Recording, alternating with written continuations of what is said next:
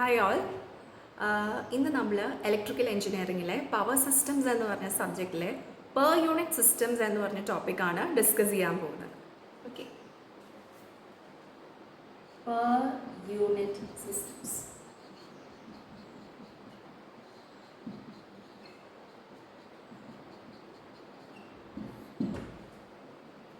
So നമ്മുടെ സിസ്റ്റത്തിൽ ഒരുപാട് കോമ്പോണൻസ് ഉണ്ടല്ലേ.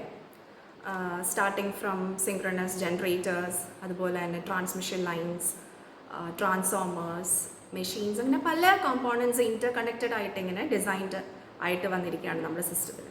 അപ്പോൾ ഈ ഓരോ മെഷീൻ്റെ അല്ലെങ്കിൽ എക്യുപ്മെൻറ്റ്സിൻ്റെ റേറ്റിംഗ്സ് എടുത്ത് നോക്കിയാൽ പല പല റേറ്റിംഗ്സിലായിരിക്കും അല്ലേ.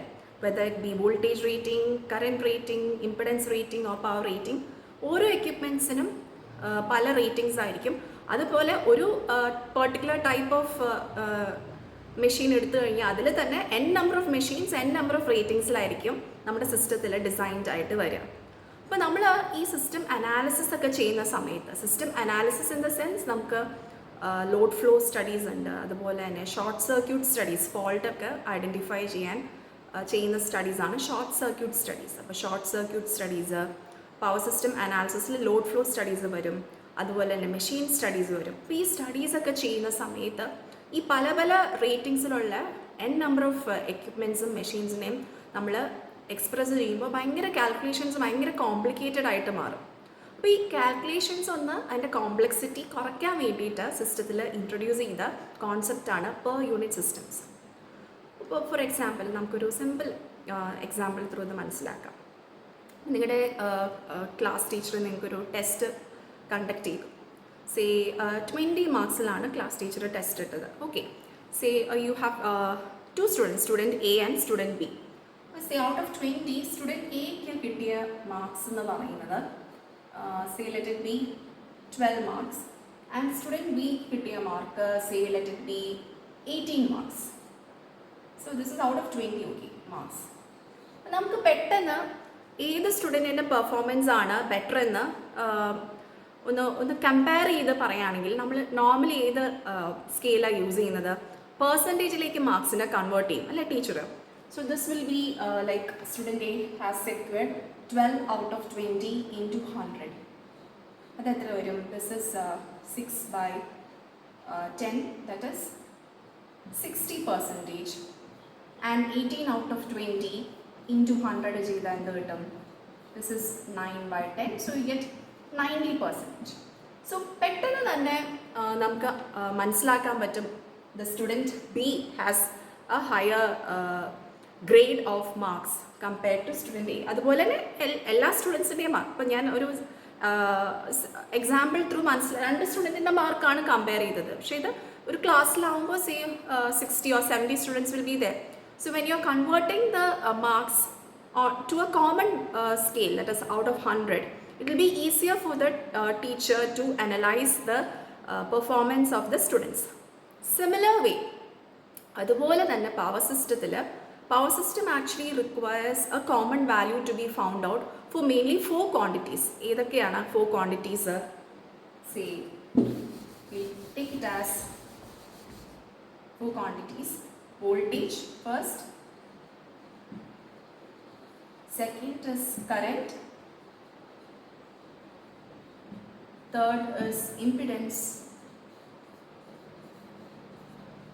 and fourth is power. So power system requires the base values of these 4 quantities with respect to each equipment. Okay, അപ്പോൾ ഓരോ എക്യുപ്മെൻറ്റ്സും ഈ പാരാമീറ്റേഴ്സിലേക്കാണ് നമ്മൾ ഡിസൈൻഡ് ആയിട്ട് സിസ്റ്റത്തിൽ ഓപ്പറേറ്റ് ചെയ്യുന്നത്. അപ്പോൾ ആ എക്യുപ്മെൻറ്റിൻ്റെ പെർഫോമൻസ് അനലൈസ് ചെയ്യണമെങ്കിൽ ഈ 4 പാരാമീറ്റേഴ്സിൻ്റെ ബേസ് വാല്യൂസ് നമ്മൾ കണ്ടുപിടിക്കേണ്ടി വരും പെർ യൂണിറ്റ് സിസ്റ്റത്തിൽ. ഓക്കെ, പെർ യൂണിറ്റ് സിസ്റ്റത്തിലാണ് നിങ്ങൾ അനാലിസിസ് ചെയ്യാൻ പോകുന്നതെങ്കിൽ ഒരു എക്സാമ്പിൾ കൂടെ പറയാം. സേ ഇപ്പോൾ ഒരു സിറ്റിയിൽ say average weight of the population I will take it as 60 kg. 60 kg ആയിട്ടാണ് ഞാൻ ആവറേജ് വെയ്റ്റ് കൺസിഡർ ചെയ്യുന്നത്. ഓക്കെ, സിറ്റിയുടെ weight, average weight of the city of people, okay, of people in the city.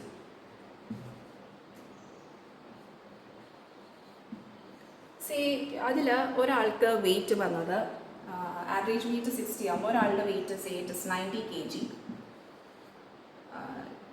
Person 1. Person 2 weighs 30 kg. And person 3 weighs say 60 kg itself. So ഇതിനെ ഞാൻ per യൂണിറ്റിലേക്ക് convert ചെയ്യുകയാണെങ്കിൽ per unit എന്ന ഒരു കോൺസെപ്റ്റിലേക്ക് convert ചെയ്യുകയാണെങ്കിൽ I take the base value എന്ന് പറഞ്ഞില്ലേ ഒരു reference value. This reference value അതായത് ആവറേജ് വെയിറ്റിനെ ഞാൻ റെഫറൻസ് വാല്യൂ ആയിട്ട് എടുക്കുക. ആവറേജ് വെയിറ്റ് എത്രയാണ്? 60 കിലോ. അപ്പോൾ ഈ 90/60 ചെയ്താൽ you will get it close to 3/2 1.5. So average weight per unit വരുന്നത് 1.5 ഇവിടെ. 30/60 അതേപോലെ വിത്ത് റെഫറൻസ് ടു 16 വെച്ചിട്ട് കമ്പയർ ചെയ്യുമ്പോൾ 30/60 എത്ര വന്നു? 0.5 പെർ യൂണിറ്റ് ഇവിടെ വന്നു. അതുപോലെ 60/60 1 പെർ യൂണിറ്റ് വന്നു. അപ്പോൾ നമ്മൾ എല്ലാം ഓരോ റെസ്പെക്റ്റീവ് പാരാമീറ്റർ അതായത് വെയിറ്റ് ആണ് ഇവിടുത്തെ പാരാമീറ്റർ, അതിനെ ഒരു ബേസ് അല്ലെങ്കിൽ ഒരു ആവറേജ് വാല്യൂയിലേക്ക് നമ്മൾ റെഫർ ചെയ്യുകയാണ്. ഓക്കെ, സോ ഈ സ്കെയിലെല്ലാം ഇത് അതിൻ്റെ ആക്ച്വൽ സ്കെയിൽ, ഇത് അതിൻ്റെ പെർ യൂണിറ്റ് സ്കെയിൽ. ഇപ്പോൾ 90 kg ഉള്ള ആളുടെ വെയിറ്റ് 1.5 പെർ യൂണിറ്റ് ആണ്. അതായത് എന്തായാലും നമുക്ക് 1.5 മനസ്സിലായി എന്തായാലും കോമൺ അതായത് ആവറേജ് വെയിറ്റിനേക്കാളും കൂടുതലാണെന്ന് മനസ്സിലായി. ഇയാളുടെ വെയിറ്റ് 30 കിലോ ഉള്ള ആളുടെ വെയിറ്റ് അണ്ടർ വെയിറ്റ് ആണെന്ന് മനസ്സിലായത്. 0.5 വരുന്നുള്ളൂ, 0.5 പെർ യൂണിറ്റേ വരുന്നുള്ളൂ. So it is very low weight and 60 means it is equal to the average weight. Okay, it is a nominal weight എന്ന് നമുക്കൊരു ഐഡിയ കിട്ടി. സോ ഇതുപോലെ തന്നെയാണ് നമ്മൾ നമ്മുടെ സിസ്റ്റത്തിൽ ഓരോ പാരാമീറ്റേഴ്സിനെ അതിൻ്റെ ബേസ് വാല്യൂയിലേക്ക് റെഫർ ചെയ്യുക. ഇപ്പോൾ ഫോർ എക്സാമ്പിൾ നമ്മുടെ കാൽക്കുലേഷൻസ് ഞാൻ കോംപ്ലിക്കേറ്റഡ് ആണെന്ന് ഒന്ന് നേരത്തെ പറഞ്ഞല്ലോ അല്ലേ. ഇപ്പോൾ നമ്മൾ പവർ ട്രാൻസ്മിറ്റ് ചെയ്യുകയാണെങ്കിൽ തന്നെ ഹൈ വോൾട്ടേജിലേക്ക് നമ്മൾ ട്രാൻസ്ഫോമേഴ്സ് വെച്ച് കൺവേർട്ട് ചെയ്തു, പിന്നെ സ്റ്റെപ്പ് അപ്പ് ചെയ്തു, പിന്നെ സ്റ്റെപ്പ് ഡൗൺ ചെയ്യുന്നു. അങ്ങനെ പല പല റേഞ്ച് ഓഫ് വോൾട്ടേജസിലേക്കും സ്കെയിൽസിലേക്കും നമ്മുടെ സിസ്റ്റം പോകുമ്പോൾ കാൽക്കുലേഷൻസ് ഭയങ്കര കോംപ്ലിക്കേറ്റഡ് ആയിട്ട് വരും. അപ്പോൾ അതിനൊരു കോമൺ വാല്യൂയിലേക്ക് ഒരു വോൾട്ടേജിലേക്ക് റെഫർ ചെയ്യുകയാണെങ്കിൽ നമുക്ക് ലോഡ് ഫ്ലോ സ്റ്റഡി ചെയ്യും അല്ലെങ്കിൽ ഫോൾട്ട് സ്റ്റഡീസ് ഒക്കെ ചെയ്യുമ്പോൾ എളുപ്പമുണ്ടാവും. So in a similar way ഇപ്പോൾ സൈറ്റ് ചെയ്ത എക്സാമ്പിൾസ് പോലെ തന്നെ നമ്മുടെ സിസ്റ്റത്തിലെ ഓരോ ക്വാണ്ടിറ്റീസിനെ അതിനെ ഒരു ബേസ് വാല്യൂയിലേക്ക് നമുക്ക് റെഫർ ചെയ്യാം. അപ്പോൾ ഈ ബേസ് വാല്യൂ എങ്ങനെയാണ് നമ്മൾ ചൂസ് ചെയ്യുന്നത്? അത് ആർബിട്രറി ആണ്, നമുക്ക് ഇഷ്ടമുള്ള പോലെ ചൂസ് ചെയ്യാം. ഇപ്പോൾ സപ്പോസ് നെയിം പ്ലേറ്റ് റേറ്റിംഗിൽ തന്നിരിക്കുന്ന ആ ഒരു റെഫറൻസ് വാല്യൂ നമുക്ക് ബേസ് വാല്യൂ ആയിട്ട് എടുക്കാം, nominal rated value base value ആയിട്ട് എടുക്കാം. അതെല്ലാം it is actually the discretion of the system engineer to choose. Okay, so understand that. So now we will just define what is the per unit system. The definition നമുക്കൊന്ന് check ചെയ്യാം. Okay, so hope you got the concept of per unit system. Now moving on to the definition of per unit system.